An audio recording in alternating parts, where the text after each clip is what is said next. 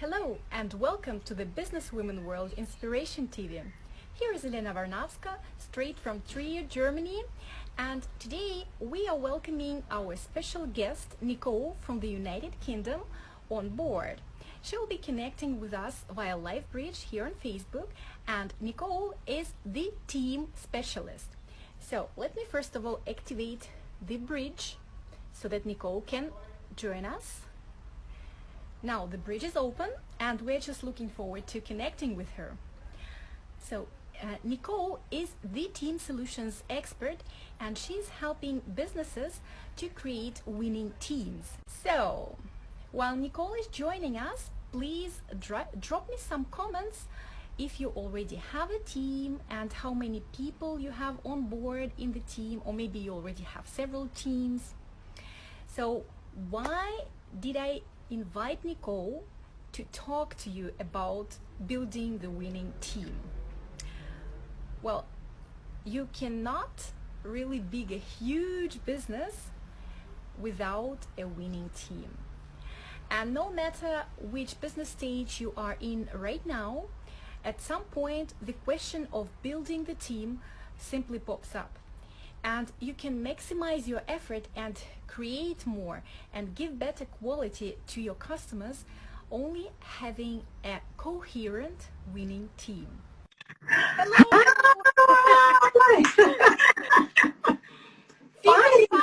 Hi Nichole, we won that technology. No, it's taken such a long time. First of all, my apologies for that. Yeah, I've got to get to know how to use this new iPad. I should have stuck with my phone, my reliable Samsung. I'm happy to have you on the live bridge, and no matter the technical issues, we're just getting down straight ahead to the questions.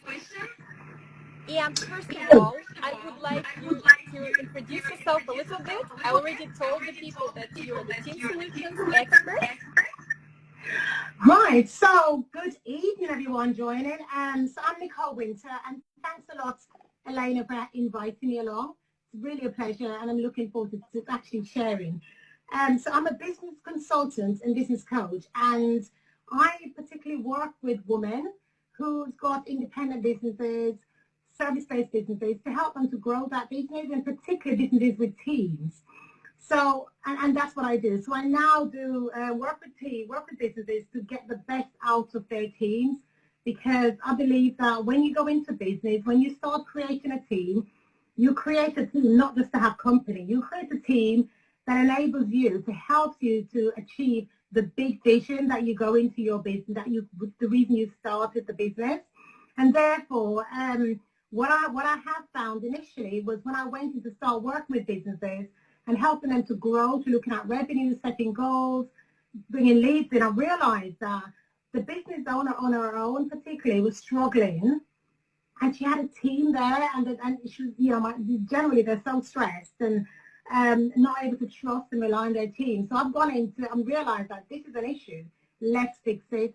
And because of my background in corporate, working and managing big teams and achieving great targets, having a team that works, I've been able to transition that and use my own skills and the results I've had to be able to create successful teams, help businesses to get the best out of their team, help them to hire well, and get the team that they want, really. So that's what I do. Oh, that's great. So, and I've got a couple of tricky questions. Like, first of all, is there any recipe of creating this magic winning team? Do you know what? I really think that we have to be very, very intentional with what we do. And the recipe for disaster is when we go in without a plan and we go in not knowing. So in the same breath that when we're creating our niche, for identifying what our niche market is, we go very, very specific and granular in identifying the specific type of people we want to work with in business and who we can serve best. It's exactly the same. That's the very same approach. That's one of the major bits of it, is identifying who you want to bring in your team. identifying specifically who you want to bring in, the values they must have and share with you as a business owner, the values you're trying to develop.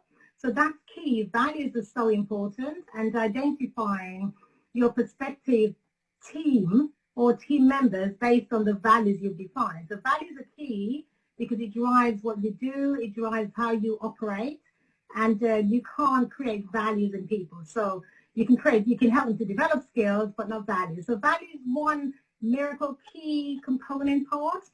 The other thing I think is how we treat our staff is recognizing the importance and how valuable each team member is. So, you know, if you were to ask for three key things, I'd say vision, the values, and I call them valuables, which are the people. So, you know, you cannot deliver, you cannot grow your business on your own. It requires a team to enable you to do it. And because of how important your team is, you've got to recognize them as your greatest asset and treat them as such. Treat them as a real asset. Make sure you're looking after your team. Make sure you are communicating. There's some key things really that I normally go in and help to do with my clients is one, clarity. So clarity is key. yeah, like it's been actually quite a recipe, and I would like to just pick one thing from what you have just mentioned, and it really refers to the comments we've got on the live. So we've got Helen Louise Adams, who is writing, "Scared of losing control." And, you know, depending upon the stage in which you are as a leader or your business owner, you might feel that feeling, you know, that you're losing control, and might be reluctant to delegate and to create this winning team. Okay, that is a very fair point, and it's a very real fear, and I can fully understand, because as a business owner, when you've had sleepless nights, you know, on your own, creating this team, building your business, and now you bring people on board who you may feel are not fully committed. It's a fear. It's a fear that you the minute you relinquish control and hand over the reins to someone else, that you will lose control. But here's the thing. A couple of things is, one, there's only so much you can do on your own. So it's important to, and therefore, the people you bring on board, it's important then at the hiring stage. Let me just go back a bit. Sure. So, if you're a new business, I would say to you, one of the key things you do when you're starting off is get clear on what are the values that are important to you. What are the values that you want to develop in your business? And therefore, what values do you want each team member to come in that are important to them? Now, if loyalty is important to you, and be clear on that, because clearly with Helen, you know, Helen wants somebody who's going to be loyal, I presume, and somebody who's going to be reliable, that you can rely on, that you can hand over to and know the job will get done. So at that stage, Helen, I would say at the interview stage, it's important that when you do a selection and recruitment process, you are able to get, within that process, you get them to identify those particular skills, those values, and demonstrate where they've used that. Now, when they come on board and you're able to delegate doesn't mean that you'll relinquish full control and you just leave it all.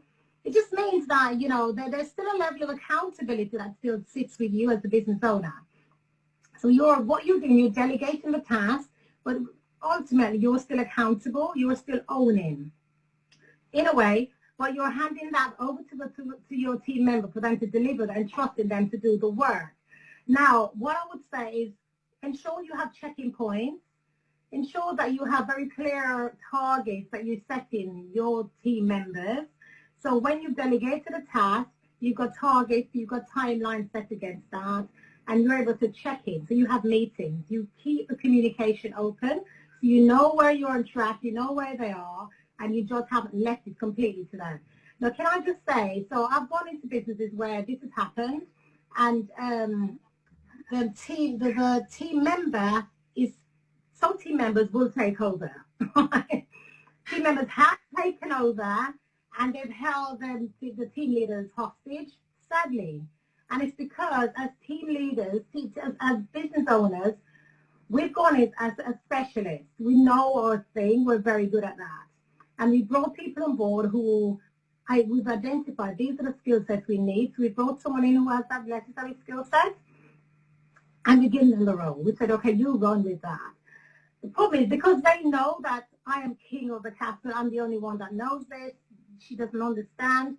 And because when we're actually allowing them to feel that way by letting them think there's nobody else available to do that job, and we're not checking in, we're not setting targets, we're not working closely with that team member, they have a good run of the show and take over and hold them hostage. So what I would say is ensure that you have check-in points, so you have regular meetings, there's open communication, and you know exactly what you're looking for. So those key things really, but it's not about not releasing, it's not about losing control as such. The truth is if you don't do that, you risk losing the business. You risk losing the business. Thank you. Do that. Yeah. Wow, yes, there were a lot of things involved. So, and my last question is, what is number one thing in building the winning team? Wow. The number one thing, okay, so there are a number of things that I think are important. Can I just run through? Let me just run through very quickly and I'll give you the one thing. So yeah. The number of things. Well, one, having goals are important and setting goals, being clear on that. And with you as a team owner, business owner, plus your team, essentially your team is really important and how you treat that team, how you look after and nurture your team, how you develop the team and ensure the team, you're open to innovations, you've allowed them to be able to take some risk and bring new ideas and creativity in. Key things are the values we talked about earlier, those are important. And leadership as a team, as you're the business owner, your level of leadership, a strong leader, you have to be strong at this and get some help if you need help, but it's important so we don't have a situation where they're taking control. But one key thing for me on this is vision, clarity of vision. So if you ask that question, yeah, and most time we miss that, we skip that step and we move into bringing in our team members, we need building the team, but we've missed the one key thing because without the vision, we can't set the goal. We're not setting goals that are aligned to the growth of the business. As a business owner, you yourself will not know where you're going and where you're taking the team. So having the vision for me is the key component of having a successful team. You have to start with a vision, always.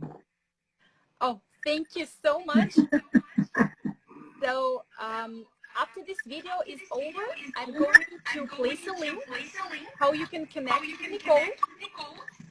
Yes, and I'm very thankful to you for sharing all this information and wisdom on building the winning teams. Thank you. That's you're most welcome. I hope it's been helpful. Now, if anyone's got any questions that I can help with, just add, just put the questions in. I will check in and respond. And I know we talk, and also I'm creating I'll be able to provide you my 6 steps to creating a winning team. And it goes into a bit more detail, so I'll add that as well to the link. So let me know if you need that, if you'd like a copy, and I'll send you a link. Yeah, great. So thank you so much for joining us today. And thank you. Have a great day. Thank you, Elaine, and thank you very much for having me. Thanks, everyone. Okay, have a good evening. Bye-bye. Bye-bye.